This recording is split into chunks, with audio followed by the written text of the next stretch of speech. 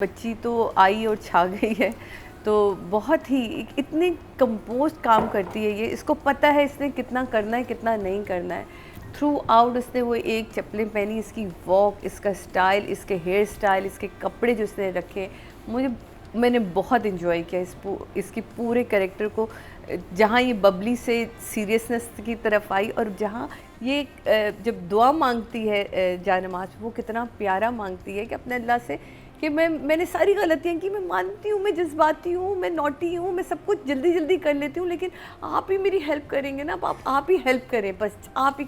वो कितना अपने प्यार से और अपने उसी कैरेक्टर में रह के मांगी है उसने, जो वो है रोशी ही बन के मांगी। और उसके अगले जितने सीन भी हैं जहाँ जहाँ वो आहत के एक्सप्रेशन से वो लोगों के दिलों पे छुरियाँ चलाता फिर रहा है, माँ ये अपने टू द पॉइंट डायलॉग की डिलीवरी से ना, ये लड़की आपको हैरान कर देती है कि इतने अच्छे एक्सप्रेशन के साथ क्या ज़बरदस्त डिलीवरी है और क्लैरिटी ऑफ वर्ड्स कमाल है बेटे आपके, बहुत ही अच्छे। मैं आपको 10 देती, लेकिन मैं अभी नहीं दे सकती, मैंने संभाल के रखे। आगे बहुत सारी एपिसोड हैं उसमें दूंगी, लेकिन अभी मैं आपको दूंगी 9 बोथ ऑफ यू। ऑडियंस की चलते हैं जी। टोटल वोट जो कास्ट हुए हैं फीमेल कैटेगरी में वो हुए हैं 23,899 और मीम से मोहब्बत से दाना नीर मुबीर के हिस्से में 4,548, 20% बनते हैं 2 नंबर इनको मिले हैं। और अगर बात की जाए अहद रज़ा मीर की, टोटल वोट कास्ट हुए मेल कैटेगरी में 26,100 और अहद रज़ा मीर के हिस्से में 5,060, 19% बनते हैं 1.9 इनको मिले हैं। Very good. तो ये जी समझ लें सेकंड हाईएस्ट एपिसोड इनके हिस्से में आए। तो ये कंप्लीट हुआ मीम से मोहब्बत का रिव्यू।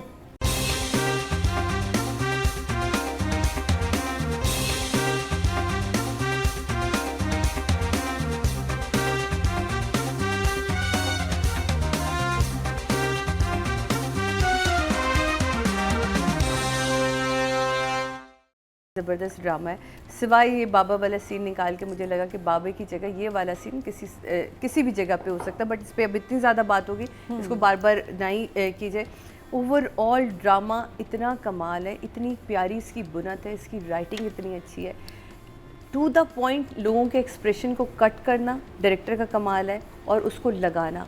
जैसे वो रोशी, अच्छा एक बड़ी खूबसूरत चीज़ इसमें लगी, थ्रू आउट रोशी ने जिस वक्त से हाँ करी उस वक्त से उस लड़की की आंखें नीचे थी, वो नीचे रहीं, जो वो नहीं देख पाती अपने उसको, और जब वो बोलता है तो वो टंग करके सुनती है।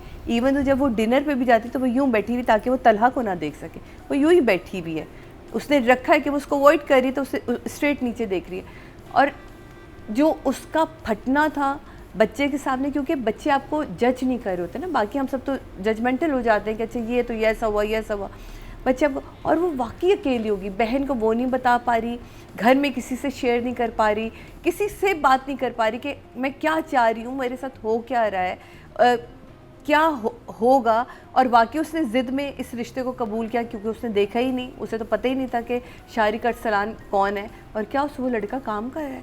उसका वो जो हल्का सा एक सही टोन नहीं है उर्दू की, उसके थोड़ा सा एक लहजा जो है वो थोड़ा है उसकी उर्दू में जो, लेकिन वो अच्छा लग रहा है उसके साथ, वो मुझे बड़ा ही उसने इम्प्रेस किया।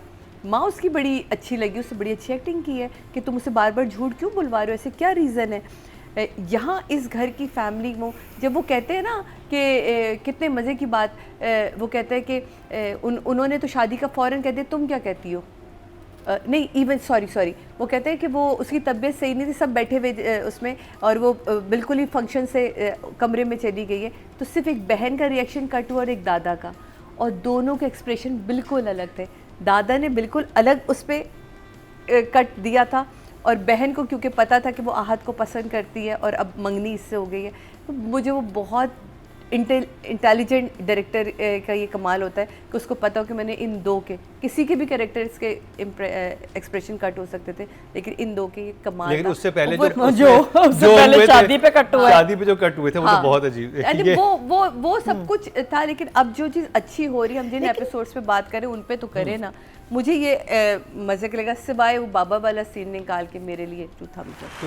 फ्लैशबैक्स भी मुझे इसलिए अच्छे लगे कि हम जब किसी भी चीज़ को ना यहाँ तक इस लेवल तक ला रहे हैं कि वो बोले मुँह से। देखिए आहद ने इस एपिसोड में आके कहना था उससे कि मैं तुमसे मोहब्बत करता हूँ, लेकिन इसका मतलब ये नहीं है मोहब्बत का कि हर चीज़ को पा लिया जाए।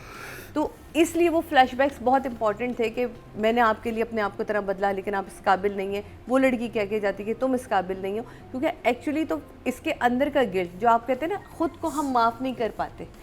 उसने ख़ुद को ही माफ़ नहीं किया कि जो कुछ हुआ भाई के भाभी के साथ वो मेरी वजह से था, बच्चे के साथ जो हुआ वो अपने पे। वो लड़की यही कह के जाती कि तुम इतने इस बच्चे के पीछे पागल हो कि कोई तुमसे प्यार कर ही नहीं सकता, तुम कोई और रिश्ता रख ही नहीं सकते, तुम्हें क्योंकि कोई दूसरा नज़र ही नहीं आता। तुम्हें लगता है कि हम सब इसके ख़िलाफ़ खड़े हो जाते हैं और तुम ही सिर्फ इसके लिए बेहतर हो, ठीक है। तो अब ये रियलाइजेशन था कि एक जिससे मैं मोहब्बत करता था वो ये कह रही है, और एक वो लड़की जिसको मैं इनमेच्योर समझ रहा हूँ और जिसको वो मुझसे कह रही है कि मैंने अपने आप को पूरा बदल लिया सिर्फ आपसे मोहब्बत के लिए, लेकिन बाकी आप इस काबिल ही नहीं कि आपसे मोहब्बत की जाए। देर वो जब दरवाज़ा खोलता है और वो उसे रोते हुए देखता है, उससे सुनता है, तो वो रियलाइज़ करता है कि ये तो जेन्युइनली इससे प्यार करती है ना बच्ची। और वो बच्चे से जिस तरह वो बात कर रही होती है, क्योंकि उसको वाकई कोई एक दोस्त चाहिए होता है। तो मुझे डायरेक्टर की ये 2-4 चीज़ें बड़ी अच्छी, क्योंकि किसी भी कैरेक्टर को कंपोज करना बड़ा मुश्किल होता है कि कहाँ आप समेटेंगे और फिर इससे बात निकलवाएंगे। वो सीन की डेवलपमेंट, वो सारे फ्लैशबैक्स बने, ऑफिस में इसका बैठना, जो ये सारे फ्लैशबैक, और वो कहता है जी हाँ मुझे याद है कि मैंने डिनर पे जाना है, डिनर पे शारिक का देखना, इसका आकर उसको फ़ोन करना, फिर इसका यूनिवर्सिटी जाना, ये सारे जो सीन चले। तो और जो वो ठक से बोलता है ना, 2 मिनट ये रुकती है, उसे देखती है और फिर फ़ौरन अपने फ्रेम में वापस आती है। आप ये सारी बातें इसलिए करें कि मैं दूर हट जाऊँ, मैं उससे शादी ना करूँ, लेकिन मैं अब करूँगी और करके दिखाऊँगी ना। ये रियलाइज़ कि अब ये मेरी ज़िद में कर रही है। बहुत ही प्यारा काम हीरोइन का। इतनी वो कोई कंपोज आर्टिस्ट है, उसको पता होता है उसने क्या बोलना है, कितना करना है, कितना नहीं करना है। पहले मैं इसका जिक्र कर चुकी हूँ, बहन और दादा का एक्सप्रेशन वेरी नाइस, बहुत अभी राइटिंग डायरेक्शन की बात करें तो उन पे दादागिरी की बात आगे करेंगे। नहीं, ये भी तो डायरेक्टर का ही काम है ना, किसी से काम करवाना। उसको पता हो कि मुझे कितने कदम लेके जाना है, कहाँ रुकना है, कहाँ आहद रज़ा मीर ने निकल जाना है। तो मुझे overall director and writer both are very good, but अभी भी उस मार्क तक नहीं है जहां आपको मैं 10 दे सकूं। मैं डायरेक्टर को 8 दूंगी एंड राइटर को भी 8 दूंगी। ऑडियंस की तरफ चलते हैं जी। टोटल वोट जो कास्ट हुए हैं राइटिंग की कैटेगरी में वो हुए हैं 20,600, और मीम से मोहब्बत से फरज इश्तियाक साहबा के हिस्से में आए हैं 5,218, 25% बनते हैं 2.5 इनको मिले हैं, जो कि सेकंड हाईएस्ट हैं। और अगर बात की जाए डायरेक्टर की तो टोटल वोट कास्ट हुए हैं 20,000, और मीम से मोहब्बत से अली हसन के हिस्से में है 4,814, 24